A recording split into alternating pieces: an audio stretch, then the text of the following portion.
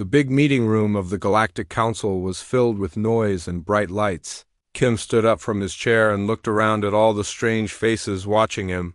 The tall Korean man had been speaking for Earth for 3 years now, and everyone knew his voice well. He always stayed calm when the alien leaders got angry or excited about something. Today was different, though. Kim felt tired deep in his bones. He was tired of listening to the same arguments over and over again. He was tired of being treated like a child who should be happy just to sit at the big table with all the important aliens. His assistant Lee sat next to him, holding a thick folder full of papers. They had worked on these documents for months, writing down all the reasons why humans deserve better treatment in the galaxy. Lee was younger than Kim, but just as frustrated with how the talks were going.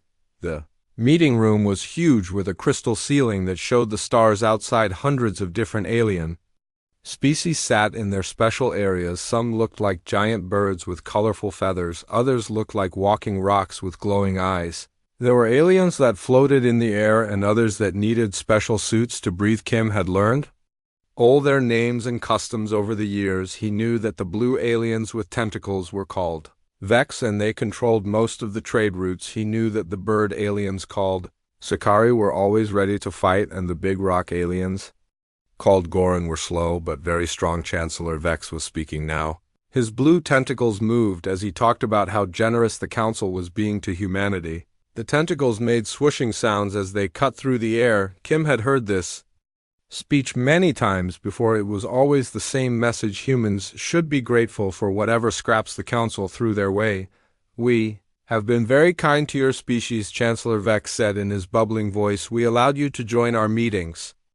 Even though you are very young compared to us, we let you trade with some of our member worlds. We even gave you access to some of our star maps. What more could you possibly want? Kim felt something break inside him. It was like a rope that had been stretched too tight for too long. He stood up slowly, and every eye in the room turned to look at him. The talking stopped, and the room became very quietly looked up at him with worried eyes. But Kim had made his decision. He picked up his folder and held it under his arm. Then he started walking toward the big doors at the back of the room. Ambassador Kim, where are you going? Chancellor Vex called out. His tentacles were waving faster now, and his voice sounded confused. You cannot just leave. In the middle of our discussion, we still need to talk about the mining rights in your asteroid belt. Kim stopped walking, but he did not turn around. The crystal floor felt cold under his feet. He could hear his heart beating in his chest. Everyone in the room was holding their breath, waiting to see what he would do. The talks are over, Kim said. His voice was quiet, but it carried across the whole room. Humanity is leaving these negotiations. We will not be coming back. The room exploded with noise. The bird aliens started screeching in their high voices.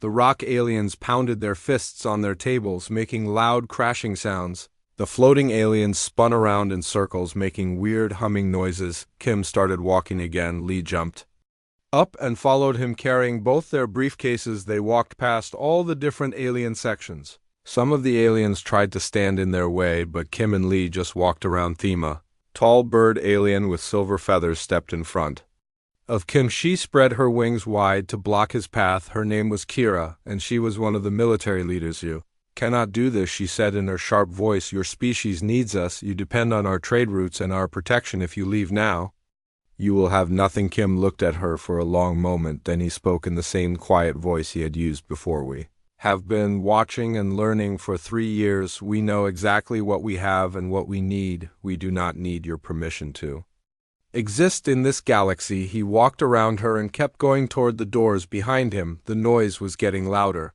More aliens were shouting and arguing with each other. Some were demanding that the humans be stopped. Others were asking what this meant for their own deals with Earth. Lee caught up to Kim and walked beside him. Are you sure about this? He whispered. Kim nodded, but did not say anything. They were almost at the doors now. General Thok, one of the big rock aliens, stood up. His voice was like stones grinding together when he spoke. If you leave now, human, you will regret it. Our fleets patrol this galaxy. We can make life very difficult for species that do not cooperate with the council. Kim stopped one more time. He turned around and looked at all the aliens staring at him. The room was so quiet now that he could hear the air recycling systems humming in the walls. For 3 years we have sat in this room listening to your demands, Kim said. Each word came out clear and strong.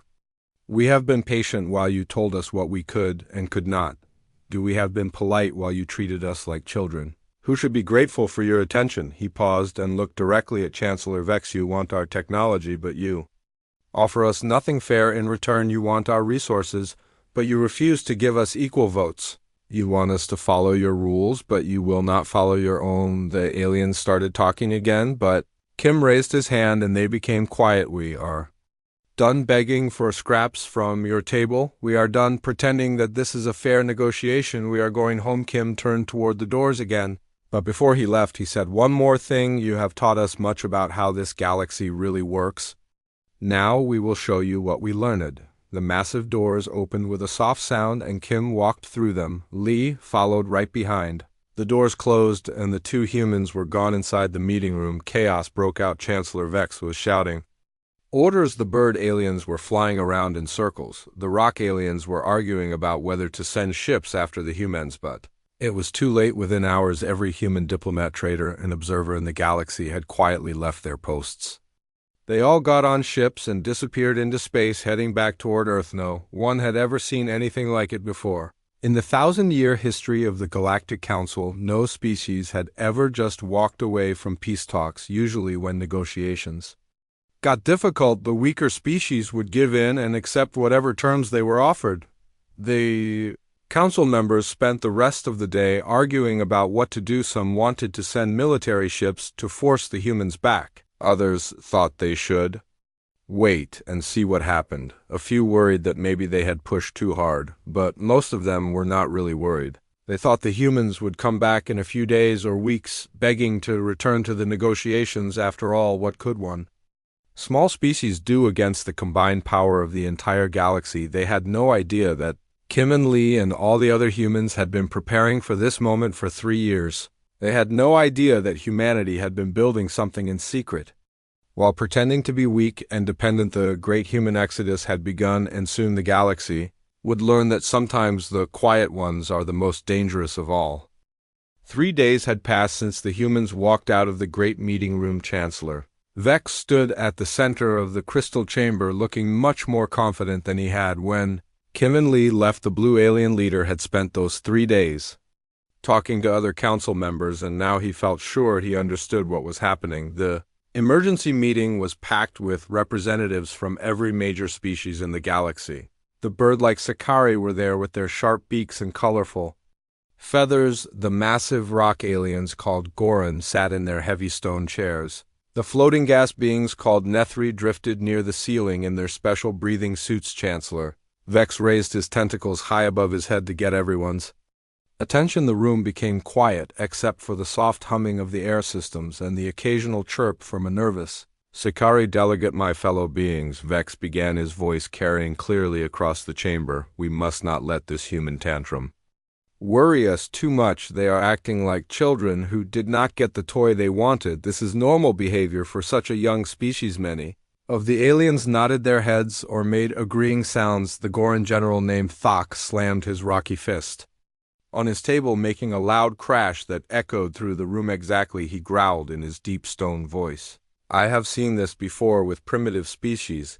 They get emotional when they do not understand how the galaxy really works. They will calm down soon enough. Kira, the silver-feathered Sakari military leader, spread her wings wide. She had been one of the aliens who tried to stop Kim from leaving, and she was still angry about being ignored. Their technology is interesting, she said in her sharp voice, but it is not something we cannot live without. We managed perfectly well for thousands of years before they showed up. We can manage perfectly well after they leave. The other Sakari delegates chirped in agreement. Their species had always been proud warriors, and they did not like being challenged by newcomers. The idea that humans thought they could just walk away from the council was insulting to them, but not everyone in the room was feeling so confident. Elder Zeth was the oldest member of the council. He belonged to a species called the Vorthak, who had been traveling the stars for over 10,000 years.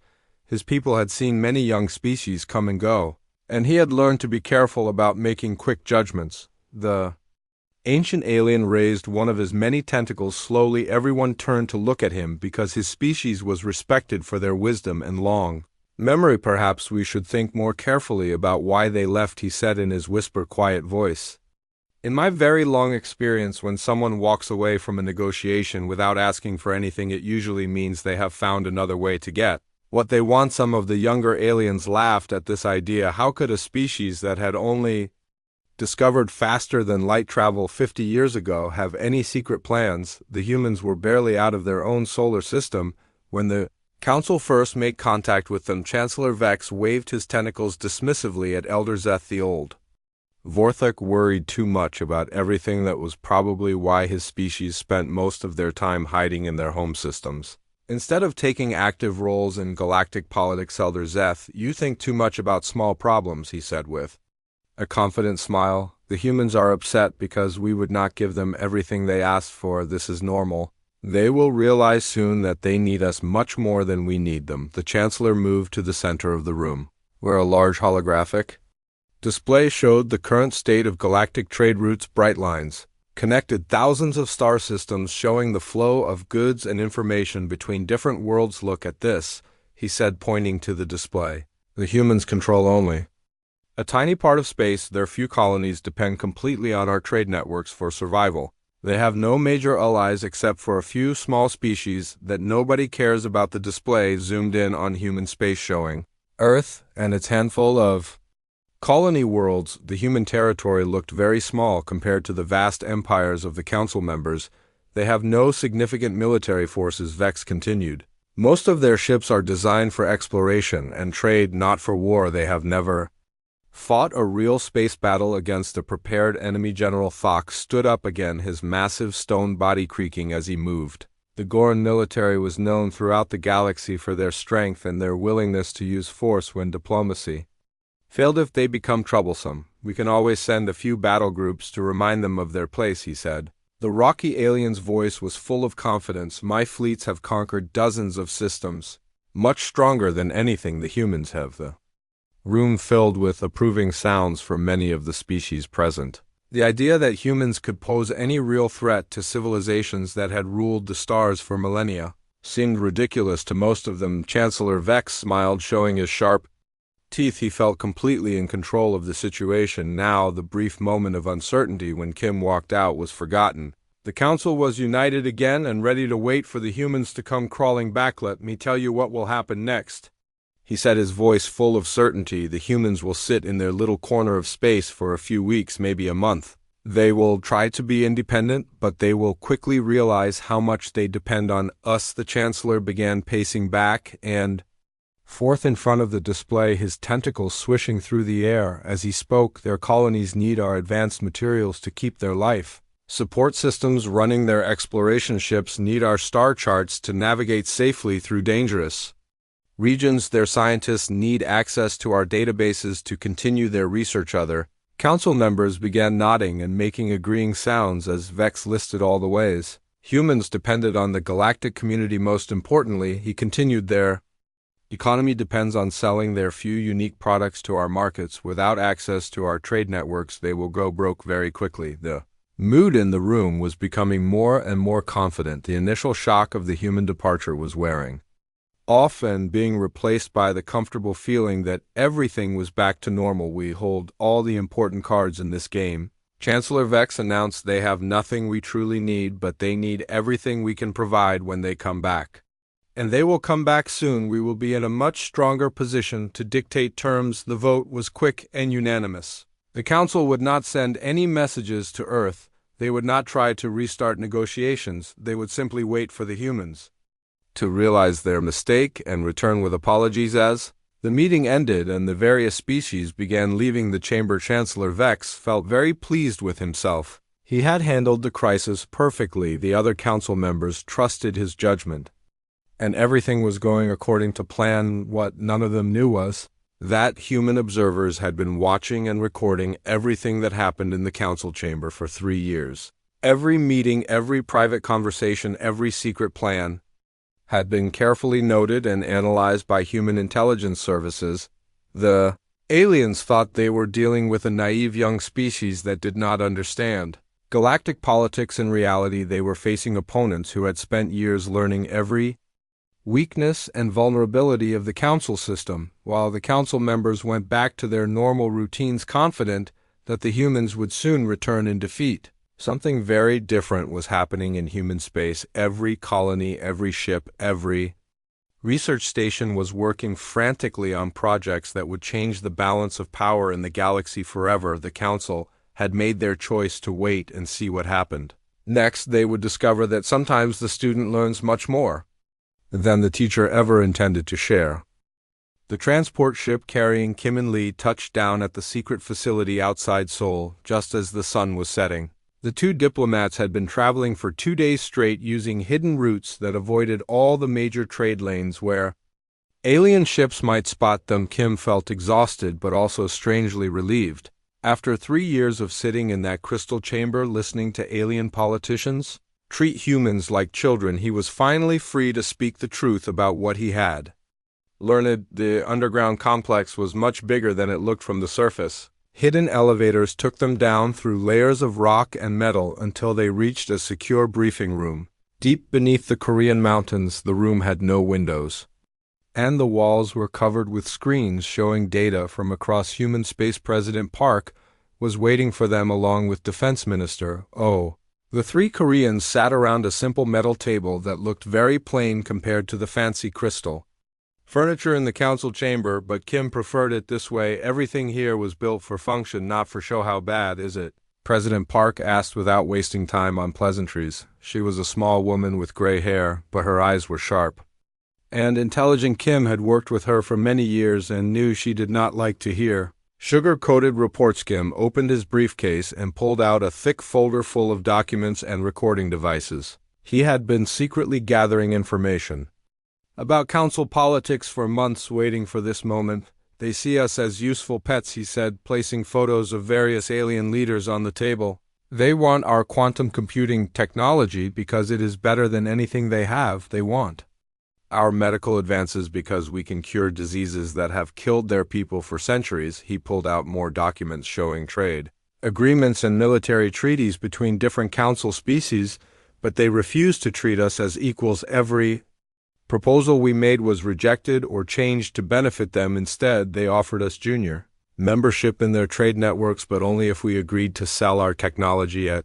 whatever price they set. Defense Minister Oh leaned forward to study the papers. She was a stern woman who had spent her career planning for threats that might never come. Now, it looked like her paranoia had been justified. Our intelligence networks have been watching their military movements, she said, pulling up holographic displays that showed the positions of various alien fleets. 3 different species have moved warships closer to our borders. They are not being subtle about it.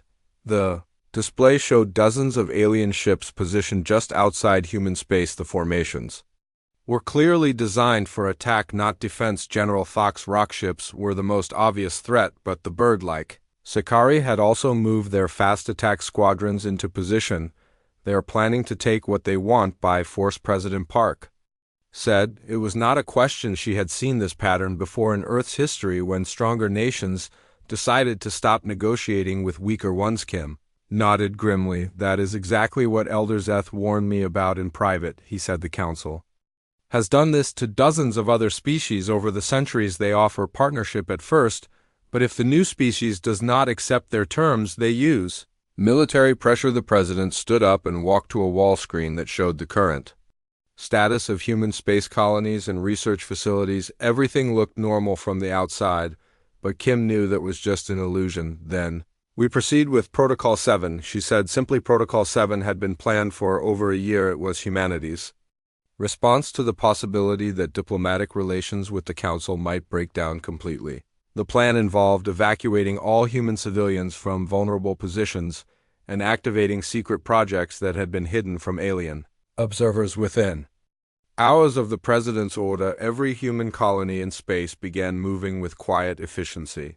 Transport ships that had been disguised as cargo haulers revealed their true purpose as they carried families and non-essential personnel back to Earth and other secure locations on Mars. The hidden facilities beneath the polar ice caps came alive with activity. Engineers who had been working on theoretical projects for months suddenly found themselves with unlimited resources and orders to make their ideas reality. Dr. Han was one of those engineers. She had been studying quantum mechanics at the University of Seoul when the first alien contact happened. Now she stood in front of a machine that could change the course of galactic history. The gateway tests are complete, she reported to her team of scientists and technicians. We can now open stable passages to any point in the galaxy that we have detailed coordinates for. Machine behind her was the size of a small building, but it looked simple on the outside, just metal panels and glowing displays that showed incomprehensible numbers and symbols. What it could do was revolutionary. It could create doorways through space that allowed instant travel across any distance. Traditional faster-than-light travel required ships to enter a parallel dimension, called hyperspace, and navigate through it for days or weeks to reach their destination. The human gateway system skipped that step entirely. It created a direct connection between 2 points in normal space. While Dr. Han worked on solving the problem of instant travel, other human scientists were tackling different challenges. The lunar shipyards that had been building exploration vessels for years had secretly switched to producing something very different. Admiral Cho stood on the bridge of humanity's newest ship, looking out at the dark side of the moon where her fleet was hidden. The vessel looked unremarkable from the outside, like any other human exploration ship, but its hull contained technology that would revolutionize space warfare. All systems are operational, she reported to her crew. The quantum shields are stable, the reality anchors are online, and the dimensional weapons are ready for testing. The ship did not use conventional engines. Instead, it moved by manipulating the fabric of space itself, bending reality to push it forward at incredible speeds. The weapons did not fire energy beams or missiles. Instead, they created small tears in space-time that could make enemy ships simply cease to exist. These advances had not come from nowhere. Human scientists had been studying captured alien technology for 3 years, learning how it worked and finding ways to improve it. The aliens had been generous with their gifts, thinking that humans were too primitive to understand the deeper principles behind them. They had been very wrong. Human researchers had not just copied alien designs, they had found completely new ways to use the same scientific principles. In some cases, they had discovered things that the aliens themselves did not know were possible. Most important discovery had been made by Dr. Kim, a quantum physicist who shared a name with the diplomat but was not related to him. He had found a way to create artificial intelligence that could think faster than any biological brain, even the ancient minds of species like the Vorthik. These AI systems were not just computers, they were digital beings that could process information at light speed and make decisions in microseconds. They could control entire fleets of ships, coordinate complex battle plans, and adapt to changing situations faster than any organic commander. But the real breakthrough had come when human scientists realized they could combine all these technologies. The AI systems could operate the quantum gateways, which could transport ships equipped with reality manipulation engines and space-time weapons. What the aliens saw as separate technologies, humans had turned into parts of a single integrated system. The council species had developed their various technologies over thousands of years in isolation. Human scientists had found ways to make them work together. President Park stood in the command center beneath Seoul, watching reports come in from across human space. The evacuation was going smoothly and the secret projects were ahead of schedule. Everything was ready for the next phase of the plan. The aliens think we are weak because we are young, she said to her advisors. They think we need their permission to exist in this galaxy. They are about to learn that age does not always mean wisdom. Outside the facility, life in Seoul continued as normal. People went to work, studied at universities, and enjoyed their evening meals with their families. None of them knew that their government was preparing for a war that would reshape the galaxy. The council had made their choice to wait for humanity to come crawling back. Soon they would discover that sometimes the quiet student learns much more than the proud teacher ever intended to share. The emergency session of the Galactic Council was unlike anything in the organization's 1,000-year history. The great crystal chamber was filled with angry voices and the sound of weapons being activated as various species prepared for what many believed would be the final war. Chancellor Vex stood at the center of the chaos. his blue tentacles whipping through the air as he shouted orders to his staff. The confident leader who had dismissed human capabilities just days before was now consumed with rage and fear. "They dare to threaten us," he screamed at the assembled delegates. "They dare to appear in our space without permission. We who have ruled the stars since before their sun was born will show them the price of such arrogance." The response from the military leaders was swift and enthusiastic. General Thok pounded his massive stone fists on his table, making the whole chamber shake with each impact. His deep voice echoed off the crystal walls as he volunteered his fleets for the coming battle. "My ships are ready to launch immediately," he growled. "Every rock cruiser and asteroid fortress in Goran space will join this fight. We will crush these upstart humans and scatter their atoms across the void." The Sakari military leader, Kira, spread her silver wings wide and let out a piercing war cry that made several smaller species cover their ears. Her people had been spoiling for a fight ever since the humans had walked out of the negotiations. "Our fast attack squadrons are already moving toward human space," she announced. "We will show them what real warriors can do when they face the fury of the Sakari." Battle fleets. Within hours, the largest military force in galactic history was assembling at the edge of human territory.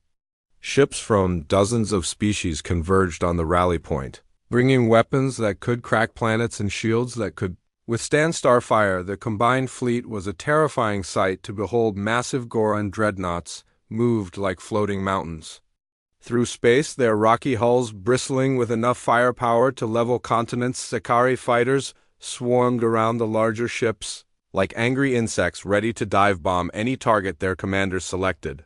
The technology of a dozen civilizations was represented in the Armada: energy weapons that could boil oceans, kinetic projectiles that could shatter moons, and exotic devices that could manipulate gravity itself. Everything the Council had developed over millennia of warfare was being brought to bear against humanity, but not every species was eager to join the crusade against the humans. Several of the older civilizations watched the military buildup with growing concern. They had seen enough wars to know that the ones who seemed most confident at the beginning were often the ones who suffered the worst defeats. The Vorthok elder Zeth called a private meeting of the species he considered wise enough to see past the immediate emotions of the moment. The ancient aliens gathered in a secure chamber far from the main council building. "I have lived for over 3,000 years, Elder Zeth said to the assembled group. "I have seen many young species challenge the established order. Most of them were destroyed quickly and their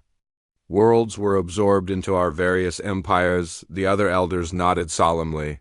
They had all witnessed the rise and fall of civilizations over their long lifespans, and they recognized certain patterns in how these conflicts develop. "But sometimes," he continued, "a species appears that changes everything. These are the ones who do not follow the expected patterns. They surprise us with capabilities we did not know were possible." A representative of the healer caste spoke up. Her people were known for their medical skills and their philosophical approach to galactic politics.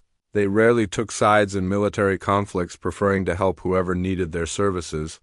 "The humans studied us for 3 years while we ignored them," she said in her gentle voice. "They learned our weaknesses while we remained ignorant of their strengths. This is not a good foundation for a successful war." Other species began to voice their concerns about the coming conflict. The peaceful drifters who spent their lives traveling between stars had no desire to see the galaxy torn apart by warfare. The ancient watchers, who kept records of galactic history, knew that wars like this one could destroy entire civilizations. One by one, these species announced their decision to remain neutral in the coming conflict. They would not help the humans, but they would not join the Council's war fleet either. This caused even more anger among the military leaders, who saw neutrality as cowardice. Chancellor Vex was furious when he learned that nearly a third of the Council's member species had chosen to stay out of the fight. He accused them of being traitors and threatened to cut off all trade and diplomatic relations. "You are either with us or against us," he declared. "Those who will not fight the human threat will be treated as enemies of the galactic order." But the neutral species were not intimidated by his threats. They had seen, too, many wars started by leaders who believed their own propaganda. about easy victories and quick conquests on Earth. President Park met with her advisors in the same underground facility where Kim had first reported on the failure of the diplomatic negotiations. The Korean leader looked calm despite the massive alien armada that was gathering at her borders. Defense Minister Oh presented the latest intelligence reports about the enemy fleet. The numbers were staggering. Over 10,000 ships from dozens of species were preparing to invade human space. They outnumber us more than 1,000 to 1, she said. The combined firepower of their fleet could destroy every planet in human space. Several times over, Kim, who had returned from his diplomatic mission to serve as military liaison, smiled grimly at the report. He had spent 3 years learning about alien military capabilities, and he knew their weaknesses as well as their strengths. Numbers do not matter when you are fighting the last war, he said. They expect us to meet them with conventional fleets and battle tactics. They are not prepared for what we have actually built. The human military had spent 3 years developing weapons and strategies specifically designed to counter alien advantages. The traditional approach to space warfare involved large fleets of heavily armed ships fighting pitched battles in open space, but human scientists had found ways to make those tactics obsolete. Dr. Han's quantum gateway technology allowed human ships to appear anywhere in the galaxy instantly, bypassing enemy defenses and supply lines. The artificial intelligence systems that Dr. Kim had developed could control entire fleets with perfect coordination, while alien commanders struggled to manage the chaos of battle with biological brains that thought at chemical speeds. Most importantly, the reality manipulation engines that Admiral Cho's ships carried could ignore most of the protective technologies that alien civilizations had developed over centuries. While the Council fleet prepared for a conventional war, humanity was ready to demonstrate that the rules of galactic warfare had changed forever. President Park looked around the table at her advisors and military leaders. She had hoped that diplomacy would work, but she had always known that this day might come. The aliens have made their choice, she said quietly.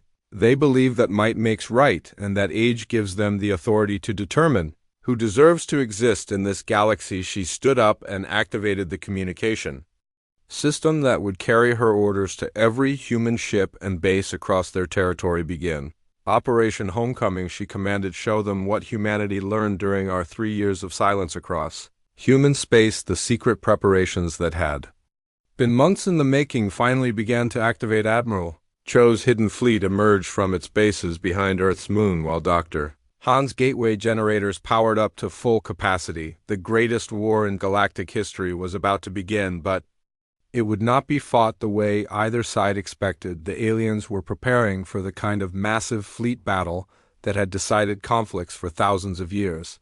They had no idea that humanity had already won the war before the first shot was fired. The Battle of Humanity's Edge lasted exactly 17 minutes and 12 seconds. Admiral Cho watched the countdown timer on her command screen as the massive alien armada approached the border of human space. The enemy fleet was an impressive sight. Even she had to admit, 10,000 ships from dozens of species moved in perfect formation, their weapons charged and their shields raised.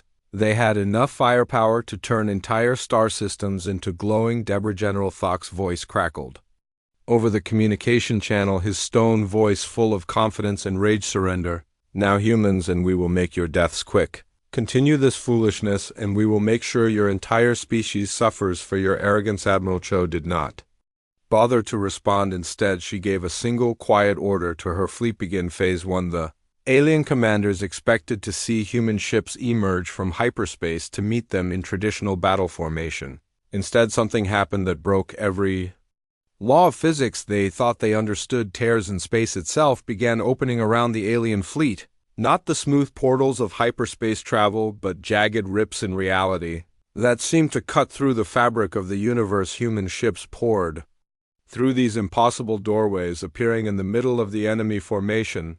The human vessels looked small compared to the massive alien dreadnoughts, but they moved like nothing the aliens had ever seen. They did not use conventional engines or follow normal flight patterns. Instead, they seemed to exist in several dimensions at once, sliding through space in ways that made alien sensors Scream error message as Captain Vec of the Sakari fighters tried to target one of the human ships, but his weapon systems could not get a lock. The human vessel was there, and not there at the same time, existing in normal space, but also somewhere else that his instruments could not detect. What are these things? He shouted into his communication system. How are they moving like that? The answer came in the form of weapons fire that ignored every defense the aliens had developed. Human energy beams passed through alien shields as if they were not there. The beams seemed to attack the very structure of matter itself, causing enemy ships to simply cease to exist. The flagship of the alien fleet was a massive Goran dreadnought that had never been damaged in 2 centuries of warfare. Its rocky hull was covered with the most advanced armor and shielding technology the galaxy had ever produced. The human weapon that hit it was not a beam or a missile, but something that looked like a small tear in space itself. The tear touched the dreadnought's hull and spread across its surface like a crack in glass. Within seconds, the entire massive ship had been reduced to empty space. General Thok's voice echoed across the communication channels as his flagship died around him. Impossible, he screamed.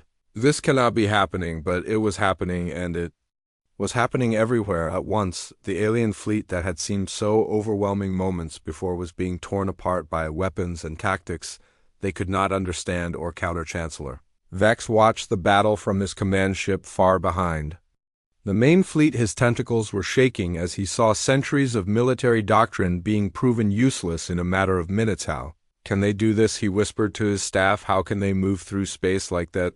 How can their weapons ignore our shields? The answer would have terrified him even more if he had understood it. Human scientists had not just copied alien technology. They had found ways to manipulate the fundamental forces that held the universe together. Dr. Han's gateway generators were not just opening portals through space, they were creating temporary connections between different dimensions, allowing human ships to exist in multiple realities simultaneously.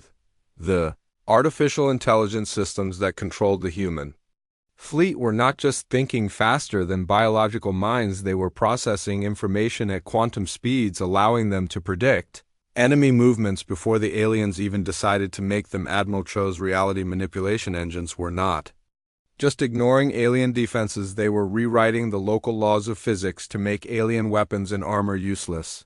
The battle was not really a battle at all. It was a demonstration of how completely human technology had surpassed everything the galaxy thought was possible. Within 10 minutes, the alien fleet was scattered and broken. Ships that had not been destroyed outright were fleeing in panic back toward their home systems. The greatest military force in galactic history had been defeated by a handful of human vessels that seemed to exist outside the normal rules of space and time. Admiral Cho gave the order that ended the conflict. Signal the retreat. Let them carry word of what they have seen back to their leaders. The surviving alien ships did not need to be told twice. They activated their hyperspace drives and fled as fast as their damaged systems would carry them, leaving behind the wreckage of their shattered formation. Within hours, reports of the impossible battle reached the Council. Chancellor Vex stood before an emergency session of the surviving delegates, his confidence completely shattered.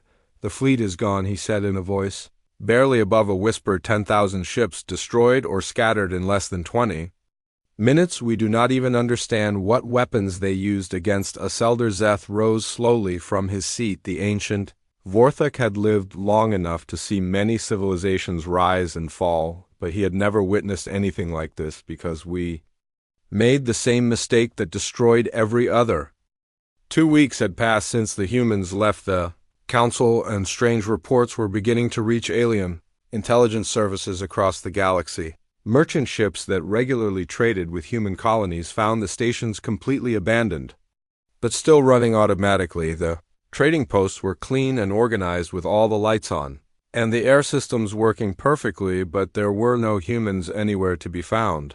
The alien traders tried to contact the station managers but got only recorded messages saying that all human personnel had been temporarily relocated. Captain Vec, a Sakari trader who had been doing business with humans for 2 years, landed his ship at a human mining station on the edge of their territory. He walked through the empty corridors calling out, but hearing only the echo of his own voice. The Mining equipment was still running, pulling valuable metals from the asteroid, but there was no one to operate it. The living quarters were neat and clean, as if the humans had just stepped out for a moment, but personal belongings were gone, and there were no signs of struggle.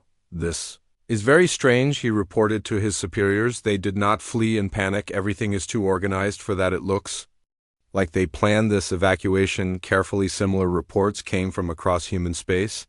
Exploration fleets found human colonies that had been completely evacuated overnight, leaving no trace of where their populations had gone. The aliens who discovered these empty settlements felt increasingly worried about what the humans might be planning. Chancellor Vex tried to maintain his confident attitude when these reports reached the council. He stood before the assembled delegates and dismissed the strange discoveries as proof that his predictions were correct. "Obviously, the humans are consolidating their forces," he said with a wave of his tentacles. "They are pulling back to their core systems because they realize they cannot defend their scattered colonies. This is exactly what I said would happen." But privately, the Chancellor was beginning to worry. The evacuation had been too smooth, too well organized. It suggested a level of planning that made him uncomfortable. Maybe the humans had been preparing for this moment longer than anyone realized. General Thok was less concerned about the empty colonies and more focused on the fact that human ships had stopped appearing on long-range sensors. His military analysts reported that all human traffic along the major trade routes had ceased. "Good," he growled from his stone chair. "Let them hide in their little corner of space. My fleets can blockade their systems and starve them out if necessary." But Elder Zeth was deeply troubled by what he was hearing. The ancient Vorthak had lived long enough to see many species make the mistake of underestimating their opponents. He requested a private meeting with Chancellor Vex to share his concerns. "I have been thinking about the human evacuation," he said in his whisper, quiet voice. "This is not the behavior of a species that is admitting defeat. This is the behavior of a species that is preparing for war." Chancellor Vex did not want to hear this kind of talk. He had staked his reputation on the idea that humans would come crawling back within weeks. If he was wrong about this, his political career would be over. "You worry too much, old friend," he said, trying to sound confident. "They are probably just trying to make themselves look more important than they really are. When they get hungry enough, they will come back." But 3 days later, something happened that shattered the Chancellor's confidence completely. Every communication system in the galaxy suddenly activated at the same time, displaying the same message. Alien leaders across thousands of star systems found themselves looking at the face of a human woman they had never seen before. Admiral Cho appeared on screens in the council chamber, on military ships throughout alien space, and on civilian networks across hundreds of worlds. Her transmission was somehow bypassing every security system that had been developed over centuries of galactic civilization. "People of the galaxy," she said in a calm, clear voice, "humanity has been observing your council for 3 years. We have studied your politics, your military capabilities, and your true intentions toward our species. We have reached a conclusion about our future relationship." The transmission showed images of Earth's moon, but it looked completely different than it had just weeks before. Massive structures had appeared on the surface that definitely had not been there during the last alien surveillance mission. Ships unlike anything any alien had ever seen moved in perfect formation around these installations. The vessels were sleek and dark, with hulls that seemed to bend light around them, making them hard to look at directly. They moved without any visible engines and left no energy signatures that alien sensors could detect. "You have spent 3 years treating us like children who should be grateful for your attention," Admiral Cho continued. "You believe we are weak because we are young. You believe we need your permission to exist in this galaxy. You are mistaken about both of these things." The display changed to show human ships appearing instantly near major alien worlds. They had somehow traveled across the galaxy in seconds, demonstrating technology that should have been impossible according to everything the aliens knew about physics. One moment, the space around the Sakari homeworld was empty. The next moment, 3 human ships were there in perfect formation. They had not emerged from hyperspace. They had simply appeared as if they had been created from nothing. The same thing happened at the Gorn military headquarters, at the Vorthak ancient strongholds, and at a dozen other major alien World's human ships materialized in orbit, not threatening anyone but clearly demonstrating that they could reach any target in the galaxy instantly. In the council chamber, complete silence had fallen. The assembled delegates stared at the screens in shock, trying to understand what they were seeing.